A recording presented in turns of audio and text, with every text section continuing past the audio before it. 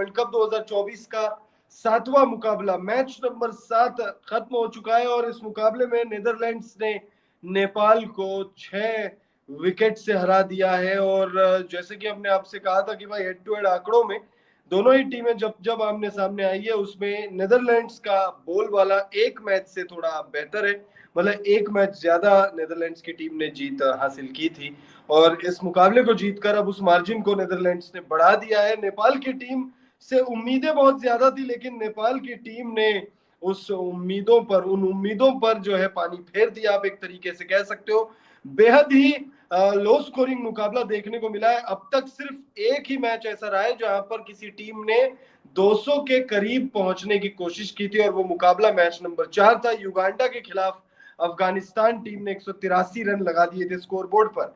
Score card आपको बता देते हैं इस मुकाबले में किस बल्लेबाज ने कैसा प्रदर्शन किया, किस गेंदबाज की गेंदबाजी में हमें धार देखने को मिली, क्योंकि यहाँ पर तो देखिए गेंदबाजों का ही बोलबाला रहा है। नेपाल से शुरुआत करते हैं। पहले बल्लेबाजी करते हुए नेपाल ने 106 रन लगाए 10 विकेट के नुकसान पर। कुशल बर्तेल 7 रन बनाकर आउट हुए। आसिफ शेख विकेट कीपर बल्लेबाज 4 रन बनाकर आउट हुए। अनिल शाह 11 रन बनाकर आउट हुए। रोहित पौडेल कप्तान रोहित कप्तान रोहित जो है 35 रन, वो टॉप स्कोरर रहे। 37 गेंदों का सामना किया, 5 चौके उन्होंने लगाए। उसके बाद अगर आप देखें तो दीपेंद्र सिंह से बहुत ज्यादा उम्मीदें थी। सबसे ज्यादा उम्मीदें अगर किसी बल्लेबाज से थी तो वो दीपेंद्र सिंह से थी। 6 गेंदों में 1 रन बनाकर दीपेंद्र सिंह जो है वो आउट हुए। सोमपाल कामी की बात करें तो खाता नहीं खोल पाए। गुलशन झा ने 14 रन बनाए। करण केसी 17 रन बनाकर वो आउट हो गए। सागर धनकल वो खाता नहीं खोल पाए, हालांकि वो आउट भी नहीं हुए। 1 गेंदों पर बिना खाता खोले वो लौटे हैं। तो वहीं अविनाश बोहरा बिना खाता खोले वो भी मतलब वो तो खैर आउट हो गए। गोल्डन डक का उन्होंने सामना किया।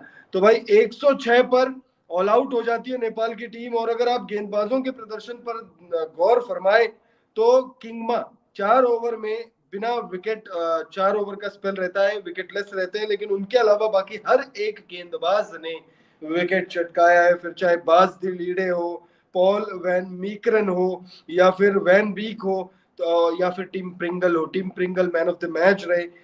वैन बीक और टिम प्रिंगल ने 3-3 सफलताएं लिए। लोगन वैन बीक तो वहीं वैन मिक्रन और बास डिलीडे 2-2 सफलता इन दोनों ही गेंदबाजों के खाते में आई है। वही नीदरलैंड्स को इस मुकाबले को जीतने के लिए 107 रनों की दरकार थी। नीदरलैंड्स की टीम के लिए माइकल लेविट फ्लॉप रहे, 1 रन बनाकर वो आउट हुए, लेकिन उसके बाद मैक्स ओडाउट 54 रन बनाकर नॉट आउट लौटे हैं। विक्रमजीत सिंह 22 रन बनाकर उन्होंने जो है मतलब टीम का योगदान दिया। 22 रनों का 22 रन बनाकर वो आउट हो गए। साइब्रेंट एंगलबर्ट 14 रन बनाकर वो आउट होते हैं।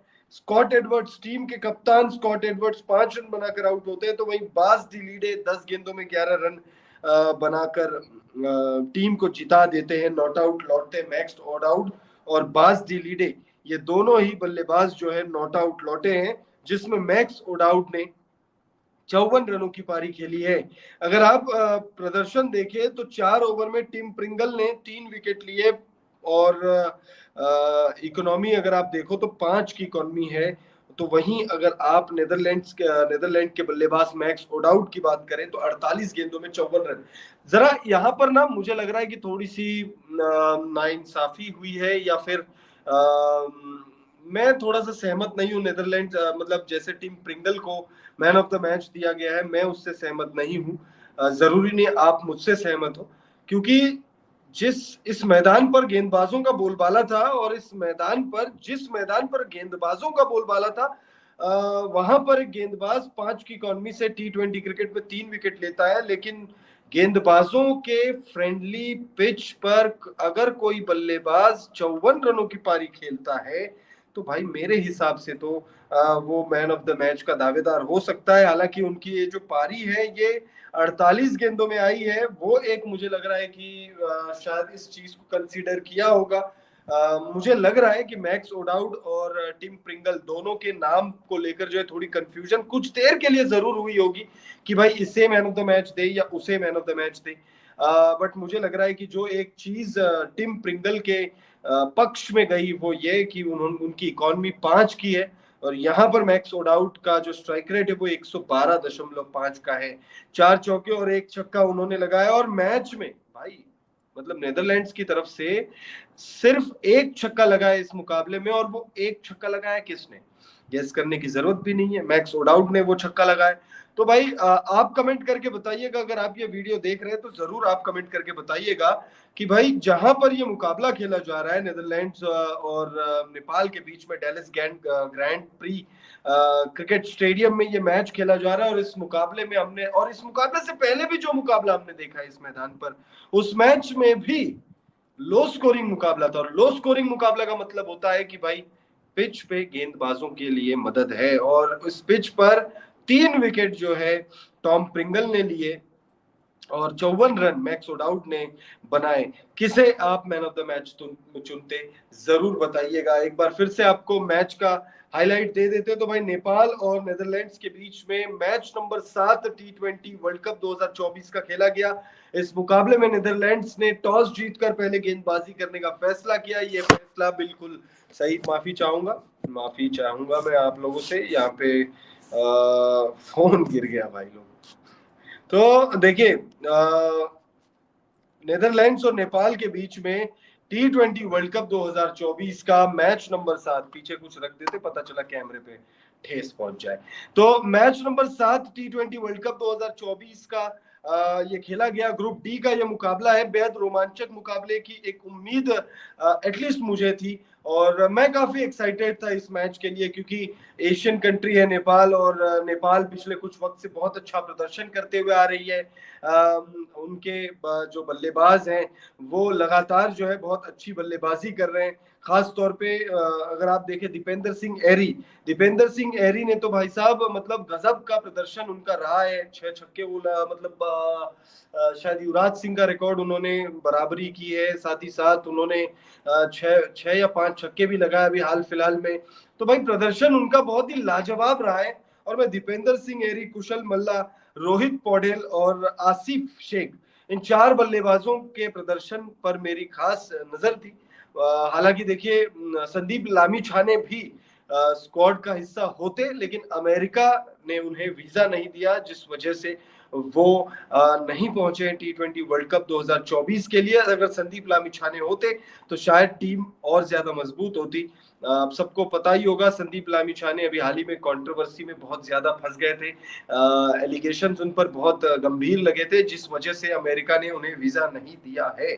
तो नेपाल और नेदरलैंड्स के बीच में मैच नंबर 7 खेला गया ग्रैंड प्री स्टेडियम डैलस में। और डैलस में टॉस का बॉस नेदरलैंड्स के कप्तान स्कॉट एडवर्ड्स रहे। स्कॉट एडवर्ड्स ने पहले गेंदबाजी करने का फैसला किया, और पहले बल्लेबाजी करते हुए नेपाल की टीम ने बनाए मात्र 106 रन 10 विकेट के नुकसान पर। कुशल भुरतेल 7 रन, आसिफ शेख 4 रन, अनिल शाह 11, रोहित पौडेल 35, कुशल मल्ला 9, दीपेंद्र सिंह एरी 1, सोमपाल कामी 0, गुलशन झा 14, करण केसी 17, सागर धकल 0 और अविनाश बोहरा उन्होंने गोल्डन डक का सामना किया है।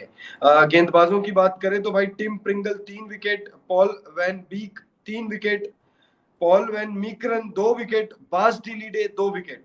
और अगर आप इकोनॉमी देखें, वैसे तो वैन बीक भी उन्होंने भी 3 विकेट लिए हैं, लेकिन भाई अगर आप देखें तो जैसे वैन बी टॉम प्रिंगल ने अनिल शाह, रोहित पौडेल और किसका विकेट लिया है उन्होंने, एक और विकेट लिया, 3 विकेट इन्होंने लिए, और 3 विकेट टॉप ऑर्डर में इन्होंने भी लिए। तो 3 विकेट जो इन्होंने लिए वो आसिफ शेख, अनिल शाह, रोहित पौडेल के विकेट लिए।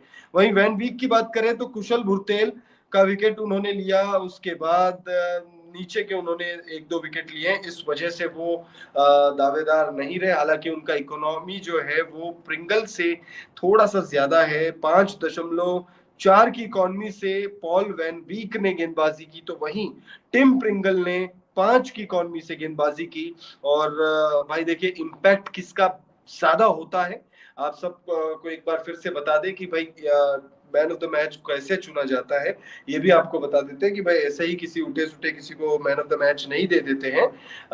देखा जाता है कि भाई किसका इम्पैक्ट ज्यादा है। अब इस मुकाबले में बहुत सारे लोग कहेंगे कि भाई जब टिम प्रिंगल ने 3 विकेट लिए, पॉल वैन बीक ने 3 विकेट लिए, और वहां पे मैक्स ओडाउड ने एक कठिन परिस्थिति में 54 रनों की पारी खेली, तो ऐसे में उन्हें दिया जा सकता था। लेकिन भाई अगर आप इम्पैक्ट देखोगे तो टिम प्रिंगल का इम्पैक्ट थोड़ा ज्यादा है। आसिफ शेख, अनिल शाह, रोहित पौडेल, मिडिल ऑर्डर यानी ओपनर बल्लेबाज नंबर 3 और नंबर 4 यानी नंबर 2, 3, 4 तीन जो बल्लेबाज वो आउट करने में कामयाब हुए, वो तीनों ही खतरनाक बल्लेबाज है और इस वजह से उनका इम्पैक्ट ज्यादा पाया गया।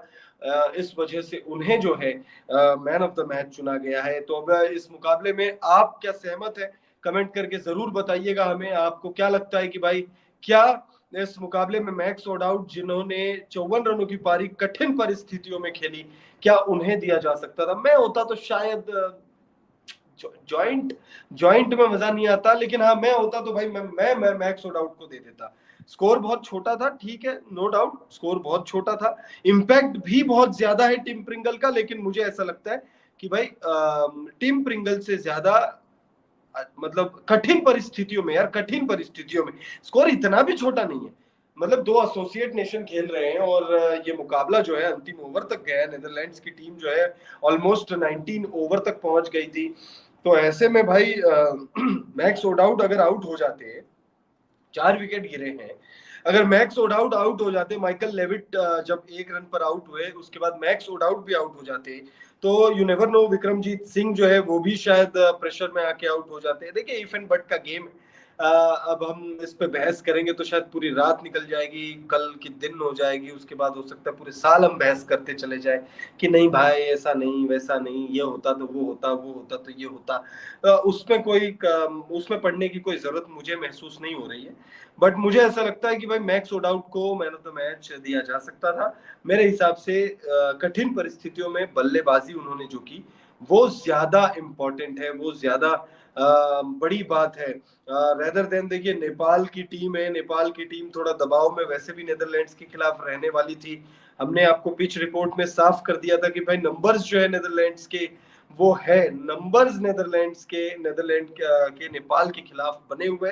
हालांकि बस एक मैच का अंतर था, लेकिन फिर भी नेदरलैंड की टीम जो है वो नेपाल की टीम से ज्यादा एक्सपीरियंस टीम है। अब नेपाल की टीम मान लो अगर बड़ी टीमों के खिलाफ अगर करती है, अगर बड़ी टीमों के खिलाफ करती है तो फिर मतलब बल्लेबाजी या गेंदबाजी या मैच, जैसे इंडिया के खिलाफ याद होगा ओडीआई वर्ल्ड कप 2023 था, ओडीआई वर्ल्ड कप 2023 था, नेपाल नेपाल थी, नेपाल थी, हाँ मैं थोड़ा सा कंफ्यूज हो गया, माफी चाहूंगा। तो हाँ बिल्कुल थी, नहीं एशिया कप था, माफी चाहूंगा, ओडीआई वर्ल्ड कप नहीं थी, एशिया कप था, एशिया कप था, एशिया कप था भाई, वही बोलो यार मैं, नेपाल कब से ओडीआई वर्ल्ड कप खेल रहे हैं। एशिया कप में रोहित वर्सेस रोहित का मैच हमने देखा था। और उस मुकाबले में जब ऐसे बड़ी टीम के खिलाफ जब टीम खेलेगी, नेपाल जब इंडिया के खिलाफ खेलेगी, पाकिस्तान के खिलाफ खेलेगी, Australia, New Zealand, south Africa, Sri Lanka, Bangladesh के खिलाफ खेलेगी, अफगानिस्तान के खिलाफ खेलेगी, तब तो हम कह सकते करके कि भाई बहुत ज्यादा अंतर है। लेकिन लेकिन अगर आप देखें तो फिर नेदरलैंड्स भी, अगर आप देखोगे तो नेदरलैंड्स ऐसी टीम है जो बायलैटरल सीरीज इंडिया के साथ खेलती है बीच बीच में। कभी संजू सैमसन चले जाते हैं वहां पर, कभी हार्दिक पांड्या कप्तानी करने चले जाते हैं वहां पर, कभी ऋषभ पंत वहां पे चले जाते हैं कप्तानी करने के लिए। हमारे बड़े प्लेयर्स जो हैं जैसे रोहित शर्मा, विराट कोहली, जसप्रीत बुमराह, हार्दिक मतलब हार्दिक पांड्या, खैर एक वक्त होता था कि हार्दिक पांड्या भी नहीं जाते थे, लेकिन फिर एक वक्त ऐसा आया जब हार्दिक पांड्या बतौर कप्तान चले गए थे नेदरलैंड। तो भाई हम जाते हैं, नेदरलैंड्स हो गया, आयरलैंड आयरलैंड हो गया, ये जो टीमें हैं इनके साथ खेल लेते हैं। लेकिन नेपाल की जो टीम है वो सिर्फ एसोसिएट नेशंस के साथ ही खेलती है, और ऐसे में नेपाल थोड़ा सा प्रेशर में तो रहने वाली थी, ये हम सब जानते हैं। बट इस मुकाबले में नेपाल के गेंदबाजों की थोड़ी सी तारीफ आप कर सकते हो, क्योंकि नेपाल के गेंदबाजों ने 4 विकेट निकालने में कामयाबी हासिल की। और गेंदबाजी अगर आप देखोगे तो दीपेंद्र सिंह हैरी ने 2 ओवर में 6 विकेट, 6 रन लिए, माफी चाहूंगा, 6 रन खर्च के 1 विकेट उनको मिला। 3 की कॉनमी, सोमपाल कामी 4 ओवर में मात्र 18 रन खर्च करते हैं, 1 विकेट उनको मिलता है। उसके बाद अगर आप करण केसी का स्पेल देखो तो 3 ओवर में 17 रन। अगर ये स्कोर जो है 20-30 रन अगर ऊपर होता तो शायद नतीजे कुछ और हो सकते थे, नेपाल की टीम शायद एक बड़ा अपसेट दर्ज कर सकती थी T20 वर्ल्ड कप 2024 में, या यूं कहूं कि T20 वर्ल्ड कप के इतिहास में पहली बार नेपाल की टीम कोई मुकाबला जीतती। बट ठीक है, कोई बात